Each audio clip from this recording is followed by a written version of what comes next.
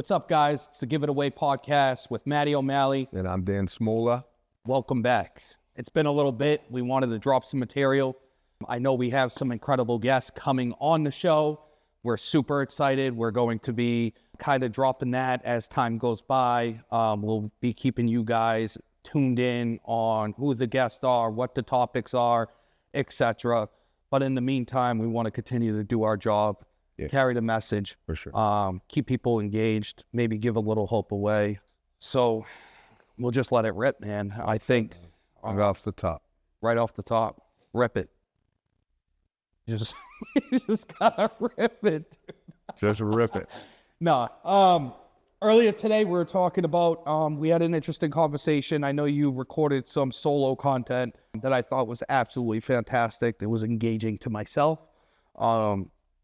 I love hearing the message. We're talking more or less about like purpose, right? Like when we take treatment centers away, right? And we take money, property, and prestige away, right?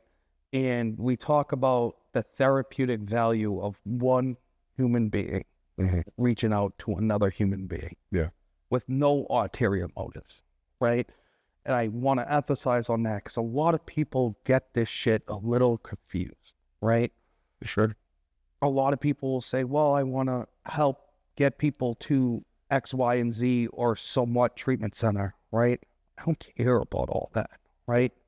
I know what my purpose is, why I stay up late, why I stay on the phone for 1 extra minute, why I'll get in my car at the drop of a fucking hat and go help somebody in need, right?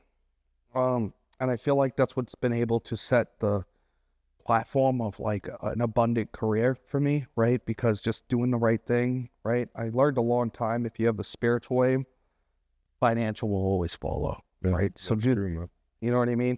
So I really loved what you had to say earlier, and I think you should share it with the world. Like, what's the purpose of what you do? Why? Yeah. First I didn't know what this career path was going to look like, right? Because that was never my intention. Obviously, I was in the program at one point, but then to exit the program and see how much more I had than a lot of other people and how advantageous that my life was, right? And it was focusing not just on material things, but like my family, right? Right. Wife, daughter, I have 2 sisters, mom, dad, things like that. And when I was going through the programs, detox, CSS, and then PHP, IOP, I'm surrounded by people that have none of what I have and would have killed for the life that I was living, but I was blind to it. And I wasn't like ashamed or embarrassed, but I wanted to help, right? Because I now, looking at it from a spiritual lens, I understand what true gratitude is and that I have to put that into action. But how do I do that? Where do I even start with that? And that's when I started the social media stuff, which was, truthfully, it was terrifying for me because I was like, you know what? Once I say some stuff that I'm feeling like I need to say, there's no real turning back from that. Right. But I knew that it was good because it would give me no place to hide, because it wasn't just isolation or solitude. I could hide this disease in a lot of different ways. I like that. I think it's cool because you, as a normal human being, are really calm, collected, only speak when it holds value type of individual, right? So for you to do something like that is way out of the norm. No? Far out of character for me, for sure. But in doing that, it felt good, right? You know, it wasn't like going to confession, but it was like, here I really am, right? Take a good look at who I really am, because I was wearing all those masks, right? And had ego literally driving the car. And now I could see that though. Right. So I couldn't unsee those kind of things. And from there, it was like, well, I'll just put some vulnerable, authentic stuff out there that really peels the mask, take a look behind the curtain. It wasn't like a highlight reel like a lot of the other things you see on social platforms.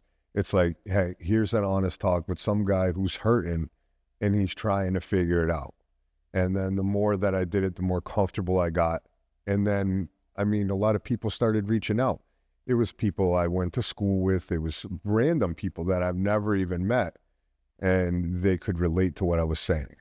Yeah. And I'm like, okay, so maybe there's something to this. And then it was the recovery coach thing. I was thinking about going on that angle because I never had any intentions of doing anything with this other than what can I do to help?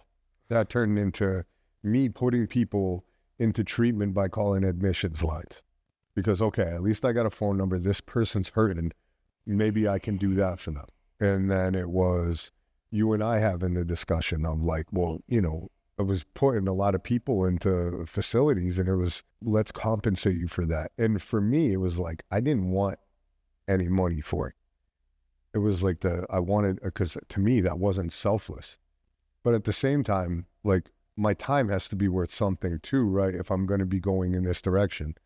But I just didn't want the money and everything to get too caught up into it. And then today what I posted on was, yes, I have this position at Empower and I love it. I'm so grateful. The program means so much to me. But this is bigger than just that. Right. You know, and it's not just, oh, hey, let me just get as many people as I can so I can get my numbers up. Right. No, it's like, I want to help people. That's how this whole thing started. And I mean, I guess part of it is just me being tired, right? Running around and trying to see what this job looks like and then trying to balance it out with the home life, stuff like that. Because there's no real such thing as work-life balance, man. No. If you're a grinder, and especially in this industry, you got to help when people need help, period.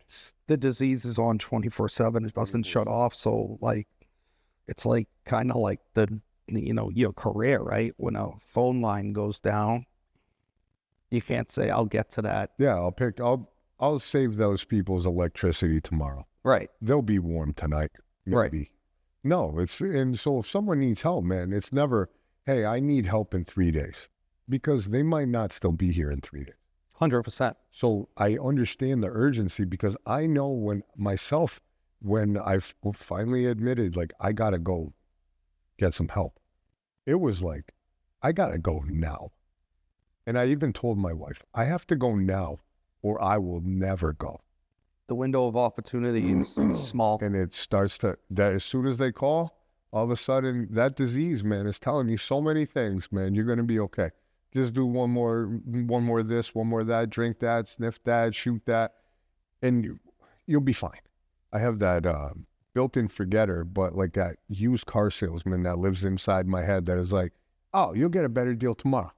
Right. You're right. fine right now. Right. You're going to be fine right now. We'll figure this out. Never figure it out. What I'm doing is going to bury myself. 100%.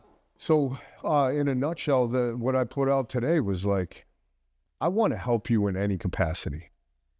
Yeah, cool. I love Empower. If it's not with us, fuck it. I still want to help you.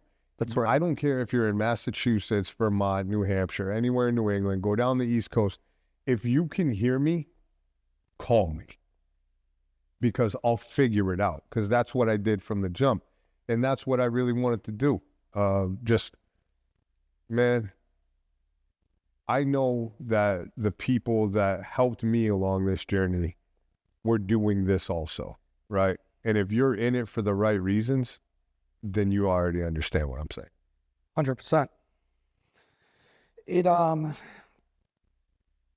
look, like a higher power takes people that have, and it's a lot of times it's the person that never really spoke on, big platforms and this, that, and the third, that doesn't even know the gift that they have, right? I know this because I was kind of that person. I was always outgoing, but like I was always the person in the corner of the room, right? And small circles, never really liked crowds and big groups of peoples and like these big like cliques and stuff like that. But like when you know it, you know it. And I'll never forget, like when you came in, I said something that, nothing that I say is like original, right? It's regurgitated stuff that was given to me throughout my career. in my process of recovery, right? My process of recovery. And, I remember, from your posture to the willingness to help to like, dude, you came in with a fucking notebook and you were like writing this information down like it was life-saving. I treated it like a master's class. Yeah, you did. 100%. I met with a notebook and a pen, writing information down, and then doing what you needed to do after. And I just knew you had a gift to give the world and that a lot of people would listen to you, right? And I really like that you took that and just turned it into your own and that's exactly what you're supposed to do, right? And yeah, dude, it doesn't have to be empower, right? Like just help human beings, right? It's dope. It's powerful stuff. I could say personally, like I think more clean time, right? Maybe, I don't like to compare recovery. My recovery is my own, right? But you help me on a daily basis, right? So never mind somebody that is like struggling, like in a place where they need a good, solid person to lift them up, right? It's an interesting way to become friends too. Yeah. Because you get what I was going through, right? So it was super relatable. But nowhere ever in my life did I walk into a room and give someone my absolute low light, like horror film reel of my life, and honest and vulnerable and sad, and then be like, want to be friends with me? Yeah. You present a certain way out in public and people are attracted to whatever you're selling that day. And then that's how you get your little clicks. Truth has its own natural sorting process, right? And that sorting process is connection, right? So if I share what I have, only what I have, and I give it to a room of people, there are going to be select people in that room that A, don't like me and think I'm full of fucking shit. And then there are going to be people in that room that are like, dude, that hit me hard. Yeah. And that's something greater than ourselves connecting us by implementing one simple spiritual principle. And that's honesty. Yeah. And sharing openly and honesty with another person struggling, right? It's dope shit, dude. Oh, yeah. You know this because you're close to me, but like people that, a lot of people that follow me, I've had, I've been doing this. I love sharing the message, man. I haven't done it as aggressively as I'm starting to again, but I used to speak here, there, and there. It's just, I love doing what you do. I'm in uncharted territories with a new family and all girls and trying to love, provide, and protect and recovery and work. But I'll never, ever forget what my purpose is, right? I'll never forget watching my mom go and take 2-week vacations, come home and leave me. Yeah. Again and again and again. And that created deep-rooted trauma, abandonment, fear. Back when my mother struggled with her mental health and her substance use disorder, there weren't resources like there are today. Yeah. Not only that, the stigma was so vibrant and so fucking alive. There weren't people going out to schools and educating or drop-in centers like that. This is when I was 14, I'm 35, right? The space has evolved drastically for the good, right? And it's people that have courage to share the vulnerability and the truth. So like, that's like, you're still actively breaking that. And I'll never forget like those emotions. And I'll never forget like losing her to this disease. That's always my purpose, right? And sometimes in some circumstances, there needs to be a sacrifice in order for a greater purpose to come relevant and alive and listened to. And I truly believe, right? Like, the reason why I help people, the reason why I'll spend time with you when you first come in, and the reason why, like, yeah, sure, I own a treatment center, but like, I'm still going to sit down with everybody. And I know everybody on an individual level, because I don't ever want anybody to ever feel alone or experience the feelings that I had to experience. And I always know my purpose is to connect with human beings. And every time I connect, her soul and our spirit is alive. Yeah. Oh, You know what I mean? So that's like always been my purpose, right? And you could take everything away from me, right? I'm still going to keep that spirit alive, because that's my job on this earth, right? Just like you have people, I'm sure that you're responsible for keeping their spirit alive, right? you know, I think it's funny that you say that, right? Like, with what my wife does, that she always says that, that her whole coaching thing was kind of built on her losing her brother to addiction. Yeah.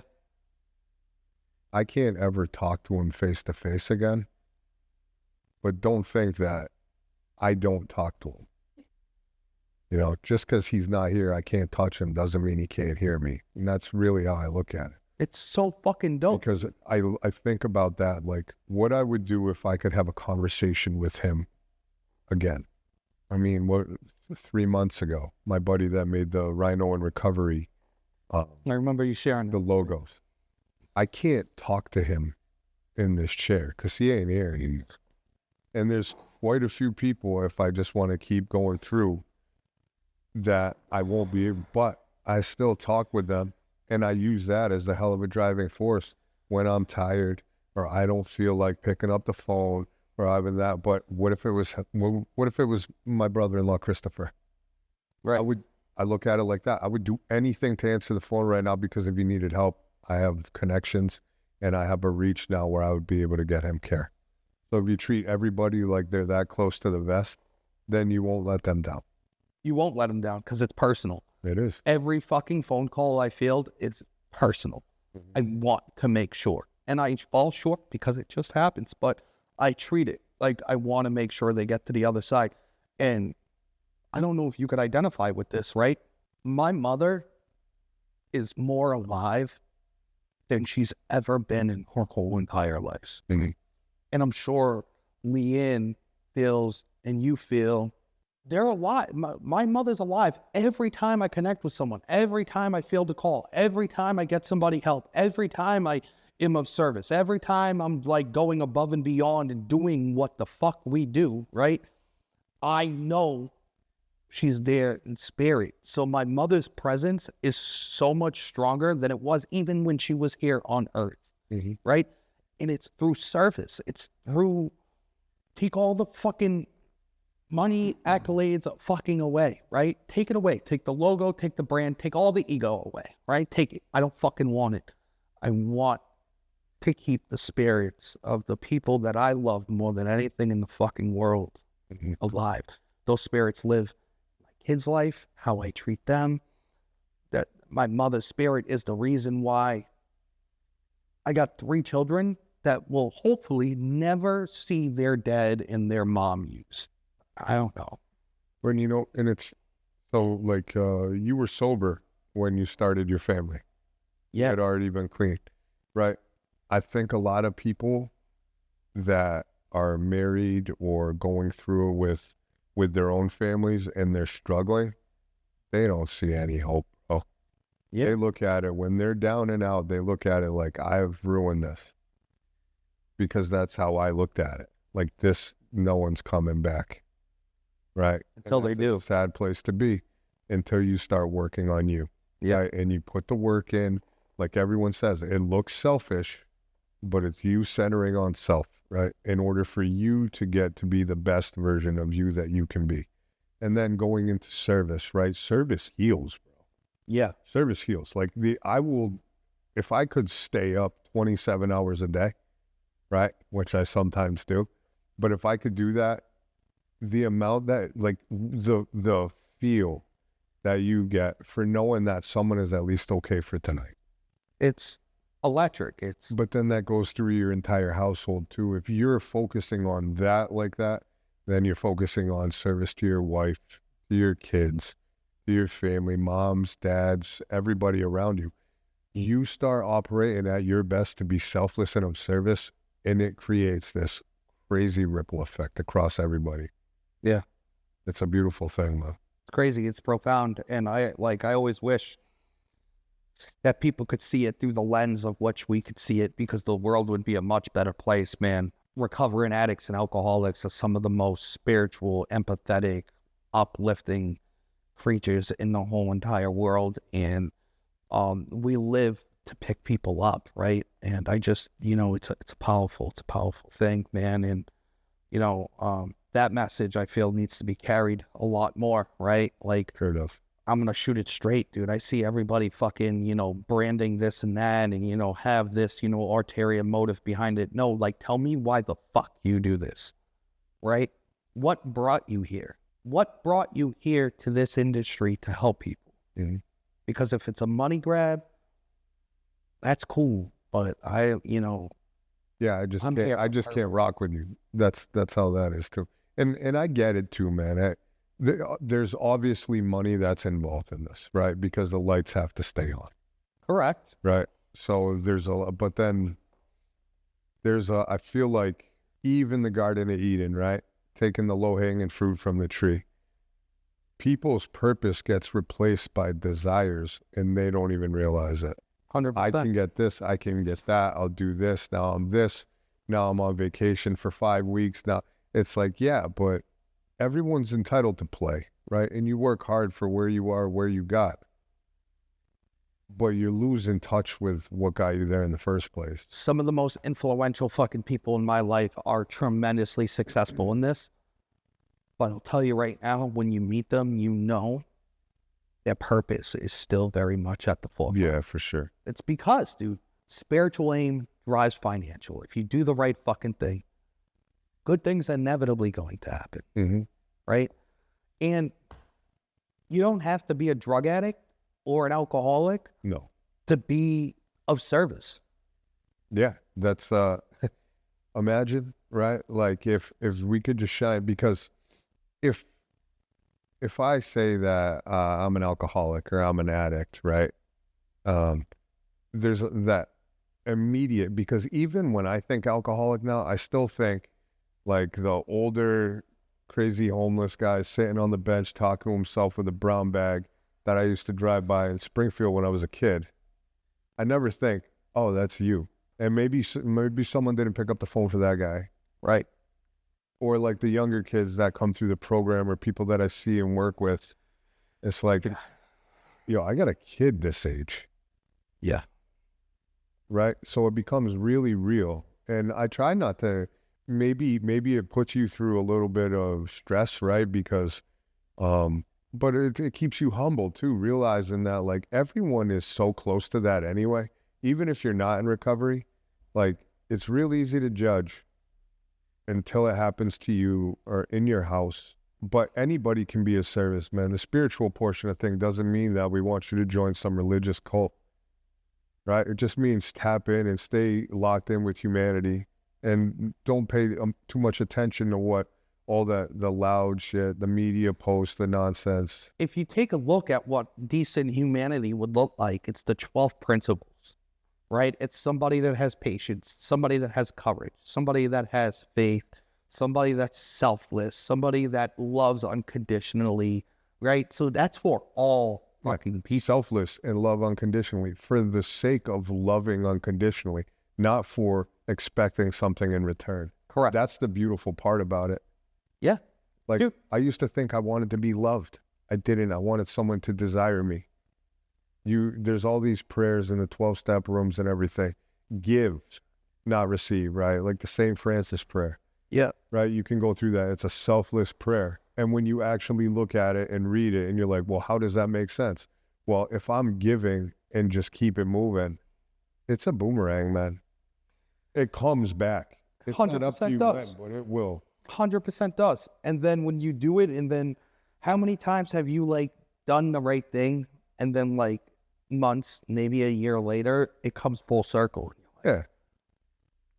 I'll have people shoot me a text or throw something, a direct message or something saying, hey, man, I listened to your video last year and that hit me. Dude, I'm 6 months clean. And I'm like, I never even saw this person's name. I've never been to Arkansas. It's And the it's fucking like, best. it's like, and because I was just being honest.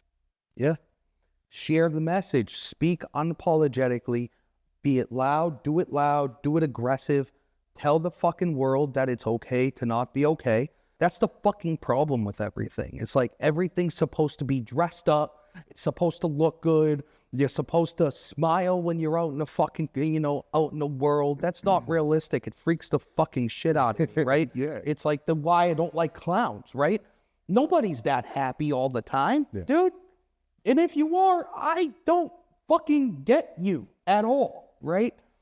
People need to know this shit. People need to know. And that's why, like, when it's wild, there's so many people influencing fucking whatever, right? Yeah. But still, there's still so many people that are being touched for the first time by a message, right? It shows you how strong it is, right? Social media goes how far? Pretty fucking. But then there's your video going to a guy in, Arkansas, Yeah. right? Yeah. It's fucking awesome. It's fantastic, man. This was a good segment. Oh, yeah. Purpose, man. Again, we have some really awesome stuff coming by. We have some really awesome guests coming by. We've put timeless effort and hours into this. Yeah. Oh, we built this out because it was, okay, we're just going to have talks and we're going to be real about recovery. And then it's like, what happens if we bring other people in? So then we blew out everything. We made it appropriate. We really took our time because we didn't want this to look half-assed. We really wanted it to look the part. We wanted it to look like it took us as much time to put it together as we did. Right. Yeah. You mean you didn't just throw a fucking logo in the back and, run a podcast and then run it on a page? No, but it slapped, right? Yeah. So honesty, communication, vulnerability, selflessness, and service, man. A good recipe. I think that's what the audience can expect out of us, is when we do something or we bring somebody on, we're going to do it thoroughly. We're going to do it with intent, and we're going to try to provide a legitimate service and fuck around and laugh and have a good time in the process. Absolutely, brother. Yo, look, I love you guys tremendously. People that have supported us and, continue to watch and engage. It's the Give It Away podcast. We end it every time with this. If there's one thing you want to give away to the world tonight, what is it? Just love, man. Lead with love every time. Previous version of me never would have felt manly enough to say something like that. But if you lead with love first, compassion just strips, man, and everybody benefits from it, for sure. Fucking love it. I love it. Thank you. I'd like to leave that nobody's forgotten and nobody's gone permanently, right? You do the right thing and you help others, keep people alive for an eternity. What I do today, my kids will learn how to do, and that spirit will always be alive. And that's my purpose. That's deep right there. You know what I'm saying? Love it. Love and respect. Give It Away podcast. Expect much more. Peace out. Peace out, guys.